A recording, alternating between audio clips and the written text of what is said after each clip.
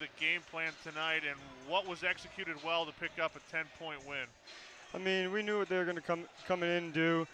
We knew who were shooters, knew who were drivers, knew which hand we had to force guys, and I think just defensively we knew what we had to do coming in. We did it really well in the first half, and then the second half they hit shots, which helped them out. But we got it done, and that's all that matters. Kind of a game of streaks tonight. Both teams countering with different runs. In the end, you were able to really hold them. They got a little bit hot from the three-point line, but that was all they really had going in the second half.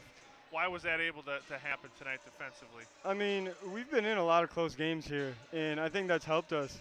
And we haven't come out on the right end all the time. And you see some of our losses in our record might not be where we want to be at right now, but if we keep doing what we're supposed to be doing, and when we're in close games like this, now we know how to execute down the stretch, and I think that definitely showed in this game. Yeah, it certainly did. Let's talk about your performance a little bit. Double-double here tonight.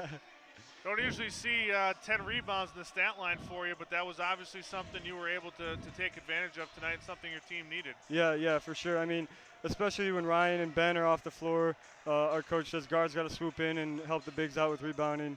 So, I mean, I guess I was aggressive on the boards tonight and got 10 of them, I guess. A lot of contact when you're on the move with the basketball. I know at times you get maybe frustrated calls or no calls, but you continue to just kind of press on. Is that something you've always been able to do, or have you had to learn how to continue to do that? Yeah, I've always been aggressive, try to get to the rim. More this year, coach is trying to get me to jump stop in the lane, play on balance, so I'm not too out of control. But I just keep putting my head down, and if they're not going to call it, I mean, they eventually will if I'm being aggressive. But I just got to stay, not worry about if they're calling it or not, and just play my game. I want to ask you about Max Fernholz. He's been coming off the bench lately and lighting it up from downtown. And really in some clutch moments tonight, he had his own personal 6-0 run on back-to-back three-pointers.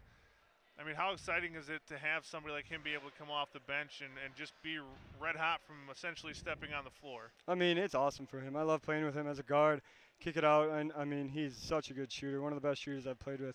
He's a perfect example of a guy just waiting his turn, being ready to go. I mean, he wasn't playing a lot at the beginning of the year, if any at all. He just stayed ready, and when he got his opportunity, he's been knocking shots down. So, yeah, I love that kid. He's fun to play with. Got a big 4-game road trip, but you look at those teams and where they're at in the standings, all right around you, some winnable games out there for Edgewood to really make a push for this conference tournament. Yeah, for sure. I mean, that's our goal. We got to go one game at a time, and hopefully we can get it done. All right, Jake, thanks for the time. Congrats on the win tonight. Thank you very much. I appreciate it.